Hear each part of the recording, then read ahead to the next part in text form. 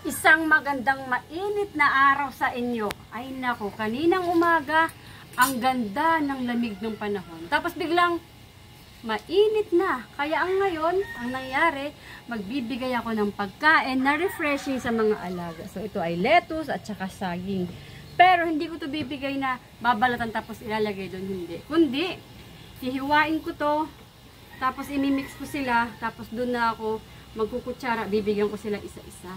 Para refreshing naman, di ba?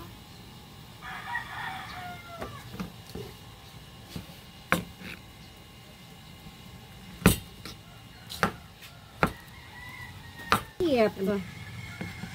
Ay! Hoy! Naririnig yun, si Macho Guapito yun. Maingay talaga siya. Hiwain ko lang sila guys, saglit lang ha.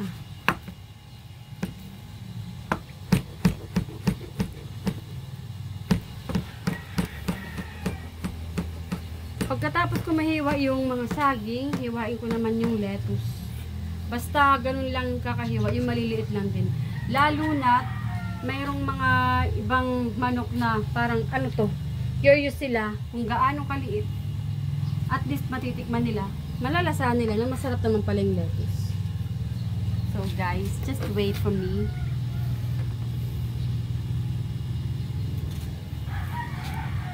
Ayan. Bali, babalatan lang. Hindi kasi ito pwedeng ano kasama yung balat. Pero pag bibe, pwede kasama yung balat. Pero pag manok, wag, kasi kawawa naman sila.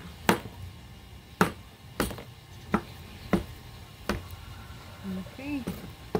Diretso ko na.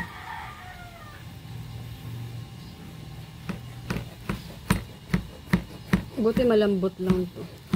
Pwede rin naman kayong magpakain ng kung ano mang gusto nyong prutas na available din sa kusina nyo or sa bahay nyo or sa nahingi nyo dun sa mga kaibigan nyo sa palengke, ganyan. Pwede. Kasi itong mga saging na to at saka yung lettuce na to, sobra lang to. Kumbaga sa hindi na kinakain, di ba syempre may mga pagkakataon na medyo nagkakasawaan sa pagkain. Mga ganyan. Medyo naiiwan sila. Kaya, ayan, imbis na masirang tuluyan, mas magandang ibigay sa mga manok, di ba? At least, meron pa silang pasalamat. Maliliit lang din na hiwa dito. Okay. Isagin pa dito. Para magat ng mga matuka ng mga maliliit na sisiyo. Kahit na kahit na medyo malambot to, syempre pag medyo malaki, makakagulo sa kanila kasi kukunin ng isa tapos itatakbo. Ay, nakakagulo. Pero masayang gulo. Masaya lang yun. So, maliliit lang yung hiwa. Pa-across. Siguraduhin lang medyo may pagkapino siya. Para mas masarap. Oh. Diba?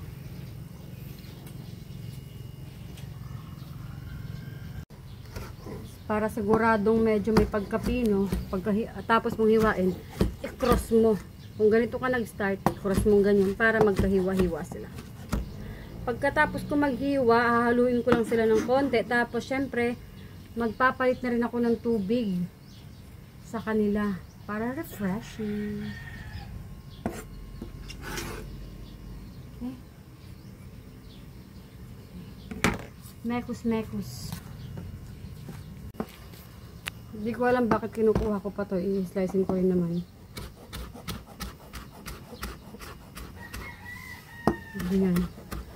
Basta, kung ano yung kinakain nyo tapos sobra sa kusina nyo, pwedeng ibigay nyo sa mga manok. Lalo na kung ito ay makakapagbigay naman ng ekstrang ginhawa sa init ng panahon. Kaya pwede ito. Diba?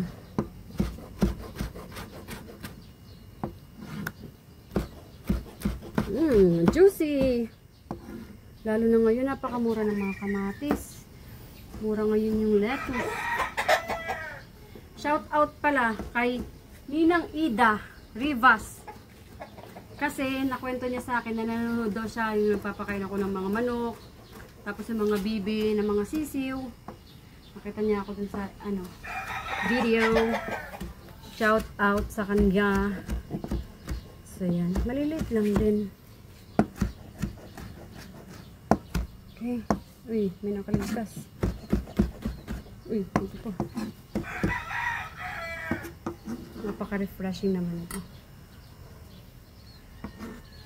Ay, nako. Paano kaya kung i-ref pa to, no? Kasi mas malamig.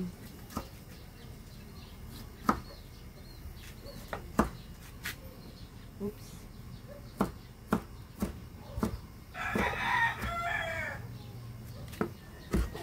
Okay.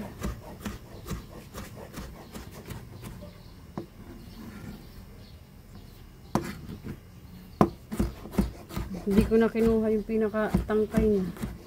Dito sa mga harapan. Kasi direksyon na. Yung ganito oh. Hindi ko na kinuha. Kinakain din naman pala talaga yun ng mga manok. Ngayong nahiwa na sila. Maganda yung pagkakahiwa oh. Maliliit. Kasyang-kasya sa kanilang tuka.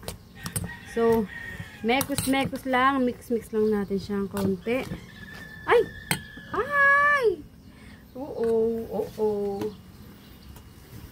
Ayan na. Ang gandang tingnan ah. Parang ano ah. Parang ensalada. Diba? Actually, ensalada naman talaga to. So, let's pakain. Magpapalit na rin ako ng tubig. Kasi diba syempre, sobrang init. O, tingnan nyo. Sobrang init, maligam-gam na yung tubig. Para refreshing naman sa mga alaga.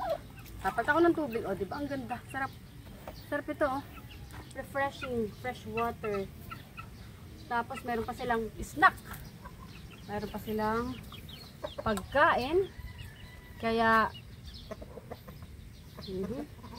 mga ganyan lang naman para ma-refresh lang yung sa kanilang lalamunan. Sobrang init ng panahon.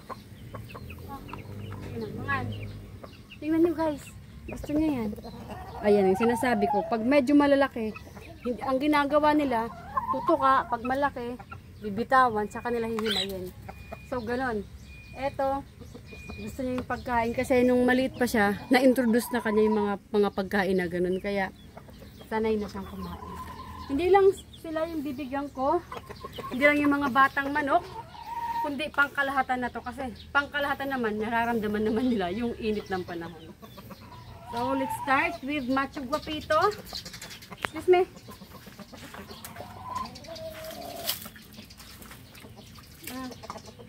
Drink your water first. Bibigyan ko rin to. Excuse me.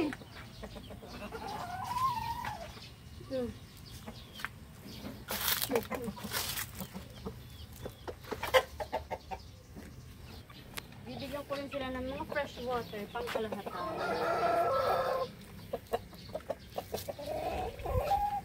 Next, itong maingay na matandang manok na to na si Baby Hawk. Baby Hawk talaga, no? Wait lang, wait lang.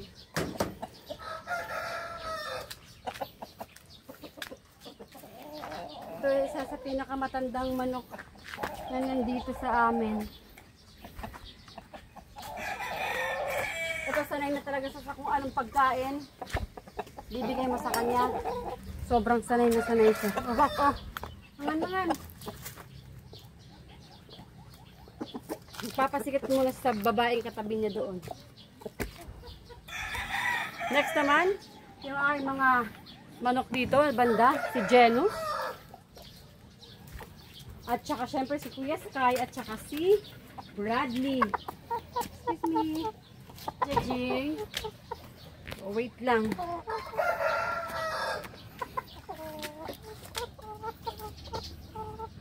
Mahilig to sa tubig. Di ko alam bakit. Sobrang mahilig yun sa tubig.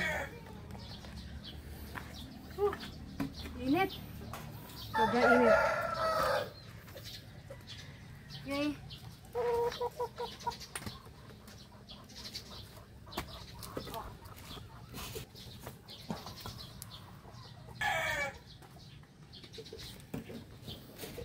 Kailangan ko pa si Bradley ano yun eh. Lituhin.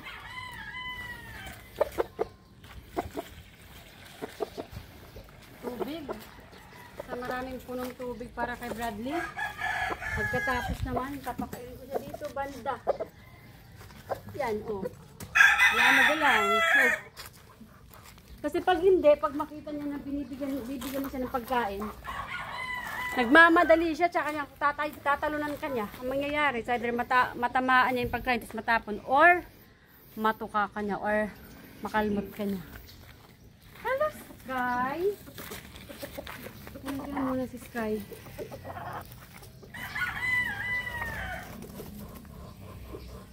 Okay.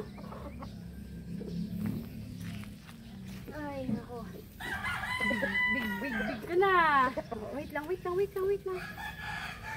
Kakain ka na rin ng iyong meriendang refreshing merienda. Sobrang init ng panahon, nag-aano siya. Bubutas na siya doon, nagkukukay na siya doon. Doon siya nagsa-sandbath. Tapos ito, Sky, oh. Wala magtawag, wala namang lalapit sa'yo. Si Bradley lang katabi mo. Sige, mga anak. Tatawag ka pa eh. Next naman, yung kanyang 2 big shrimperds. Papalitan ko.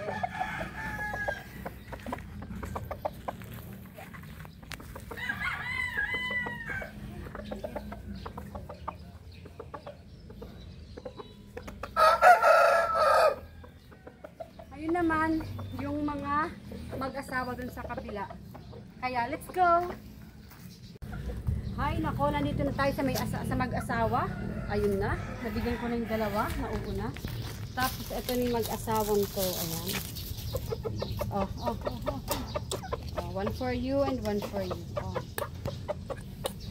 Ayan, guys.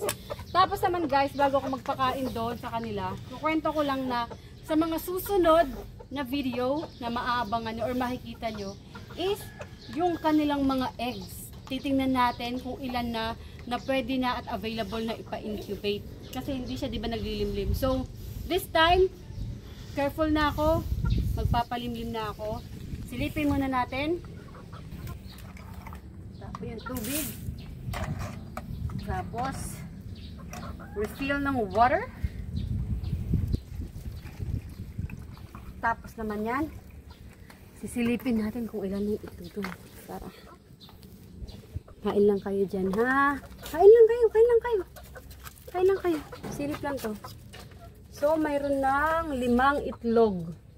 Tamang-tama to. Babalitaan ko na lang kayo, guys, kung ilan na yung magiging total na itlog nila. Hindi siya lumabas kahit nakabuklat yung pinto. So, bali guys, yun ang aking araw ngayon, ang pagbibigay ng refreshing na food sa aking mga alaga. At abangan nyo nga yung aking i-update sa kanilang mga itlog. Yan si Otlum, yun si Buttercup, at yan ang aking mga bagong alaga from Barangay Dona.